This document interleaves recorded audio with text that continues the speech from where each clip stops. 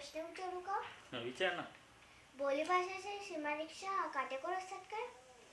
नाही, बोलीभाषेच्या सीमारेषा ज्या असतात ना त्या काटेकोर नसतात, त्या ढोबळमानाने मान्य करत असतात ना. उदाहरणार्थ आपल्या मराठीच्या बोलीभाषा कोणकोणत्या आहे? वऱ्हाडी बोली आहे, खानदेशी बोली आहे, डांग प्रदेशातील डांगी बोली आहे, झाडीपट्टीतली झाडी बोली, नागपूरकडची नागपुरी बोली आहे ना. कोकणी बोली होती, आता कोकणी बोलीला स्वतंत्र भाषेचा दर्जा मिळाला. आता ह्या ज्या बोलीभाषा आहेत या बोलीभाषेची विभागणी आपण भूभागानुसार केलेली आहे. म्हणजे त्या भूभागामध्ये जी जी बोली बोलल्या जाते ढोबळमानाने तो भूभाग मानला जातो. उदाहरणार्थ वऱ्हाडी बोली ज्या भूभागात म्हणजे वऱ्हाडात बोलल्या जातो म्हणून वऱ्हाड हा प्रदेश वऱ्हाडी बोलीचा भूप्रदेश म्हणून मान्य केला जातो. म्हणजे याचा अर्थ असा झाला की ज्या दृष्टिकोनातून आपण बोलीभाषेची विभागणी करतो तो दृष्टिकोन त्या बोलीभाषेच्या सीमारेषा ठरवत असतो, पण तो ढोबळमानाने ठरवतो, आहे की नाही. आता उदाहरणार्थ आपली वऱ्हाडी बोली जी आहे ती वऱ्हाडी बोली अकोला, अमरावती, वाशिम, बुलढाणा, यवतमाळ अशा 5 जिल्ह्यांमध्ये आपण बोलतो असं म्हणतो.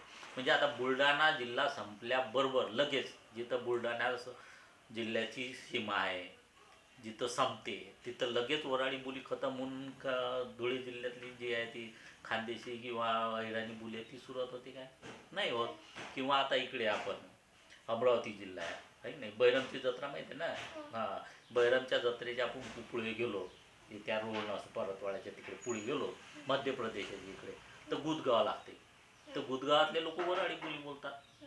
म्हणजे याचा अर्थ असा आहे की ह्या ज्या सीमारेषा आहेत ह्या ढोबळमानाने निश्चित केल्या जातात आणि त्या सीमेरेषेवर एक बोलीची हळूहळू ती कमी होत जाते तर दुसऱ्या बोलीची तिथून सुरुवात होत असते. जसं आहे पहा, म्हणजे एखाद्या चित्रपटातला एक सीन संपल्याबद्दल बरोबर लगेच दुसरा सीन होतो, तसं बोलीभाषांच्या सीमेबद्दल नसते. हां, हे कसं असते, जसं रात्र आणि दिवस, जसं आता रात्र संपली आणि दिवस निघेपर्यंत काही वेळ अंधार असते मग हळूहळू सूर्य निघते, तसं संध्याकाळ होताना म्हणजे ज्याला आपण वऱ्हाडी बोली सकवून म्हणतो आणि रात्री सय संध्याकाळ म्हणतो ना, हा जो सय संध्याकाळचा जो कालावधी असते तसाच बोलीभाषेचा तो कालावधी असते. म्हणजे हळूहळू एक बोलीभाषा लोप पावत जाते तर दुसरी भाषा सुरू होत जाते त्या सीमारेषेवर. आता समजा दुसऱ्या दृष्टिकोनातून आपण बोलीभाषेचे प्रकार केले, म्हणजे उदाहरणार्थ कोणत्या जातीय बोली ज्या म्हणतो आपण त्या, उदाहरण पारधी लोकांची बोली, भटक्या विमुक्तांची बोली, तर मग त्यांच्या ज्या सीमारेषा त्या भूभागावरून निश्चित होत नाही. त्या आपण ज्या कोणत्या दृष्टिकोनातून आता त्यांची विभागणी केली आपण, जातीय, बरोबर आहे. भटक्या विमुक्तांच्या वगैरे आदिवासीच्या बोली वगैरे आपण जेव्हा म्हणतो तेव्हा, तर आता पारधी लोकांची बोलीभाषा पारधी आहे ना, बंजारा लोकांची बंजारा.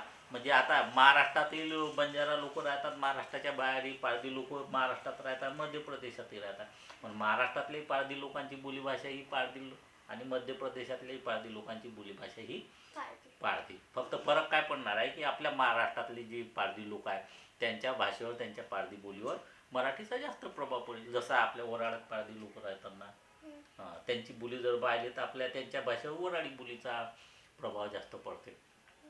म्हणजे त्या जाती याला भूभागाचा आता आपल्याला मर्यादा घालता येणार नाही, कारण त्या भटक्या आहेत, इकडे तिकडे जाणारे आहेत आणि हेच बंजारा जरी स्थायिक असले तरी त्या जातीय बोली आहेत. नाही, आता दुसऱ्या दृष्टिकोनातून आपण बोलीभाषेची विभागणी केली म्हणजे कोणत्या वयोगटानुसार, तर वयोगटाच्या सीमा त्यांना लागू होती.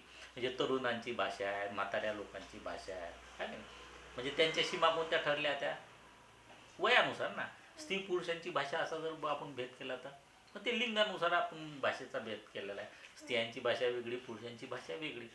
बरं, आता आपण साहित्याची भाषा जर आपण विचार केला तर तिच्यातही भेद आहे. कवितेची भाषा वेगळी असते, कादंबरीची भाषा वेगळी असते, नाटकाची भाषा वेगळी असते. हिच्यात वाङ्मय प्रकाराच्या नुसार त्या सीमा ठरतात. आणि हे एवढंच नाही तर भाषेचा आपल्या एखाद्या वाङ्मय प्रकाराचा अभ्यासही आपण कोणत्या दृष्टिकोनातून करतो त्याच्यावरून भाषेचं स्वरूप ठरलेलं असते. आता लोकसाहित्याचा अभ्यास करताना लोकसाहित्याची भाषा वेगळी आहे, त्या लोकसाहित्याच्या भाषेत समूह, लोकमानस असे या शब्दांची वारंवारता जास्त असते. आता बोलीभाषेचा अभ्यास, भाषाशास्त्रीय दृष्टिकोनातून जेव्हा आपण करतो तेव्हा भाषाशास्त्राची भाषा वेगळी असते. म्हणजे या अभ्यासाच्या सोयीनुसारही भाषेचे प्रकार आपल्याला होताना दिसून येतात. म्हणजे एकंदरीत काय की बोली भाषेचे प्रकार हे आपण कोणत्या दृष्टिकोनातून करतो त्यानुसार त्या बोलीभाषेच्या सीमा ठरल्या जातात. आणि ह्या सीमा ज्या आपण ठरवतो त्या सीमा आपण आपल्या अभ्यासाच्या सोयीसाठी ठरवत असतो. त्या एकदम काटेकोर किंवा निश्चित असत नाहीत, आहे की नाही. आता स्त्री पुरुषांची सीमा, स्त्री पुरुषांच्या जर आपण भाषा म्हटलं तर त्या तरी आपल्याला बऱ्यापैकी त्या सीमा त्यांच्या काटेकोर आपल्याला दिसून येतात. म्हणजे स्त्रियांची भाषा वेगळी पण पुरुषांची भाषा वेगळी. पण आपण जर आपल्या विदर्भातल्या खेडेगावात जर गेलो तर आपल्याला असं दिसते की स्त्रिया ज्या आहेत त्या पुरुषांप्रमाणे मी जातो, मी करतो, मी येतो असं बोलताना दिसतात, आहे की नाही. दिसतात ना, मी जातो, मी करतो. नाही म्हणजे काय, तू शहरात राहतो म्हणून माहीत नाही, पण गावातले लोक असे बोलताना आपल्याला दिसून येतात. तर आपण वयोगटाचा आणि किंवा लिंगाच्या याच्या जरी सीमारेषा आपण असं ठरवू शकतो की बा ह्या थोड्याफार निश्चित असू शकतात. पण भूभागाच्या दृष्टिकोनातून आपण जेव्हा बोलीभाषेचे प्रकार करतो तेव्हा त्यांच्या सीमारेषा ह्या निश्चित नसतात. आलं लक्षात.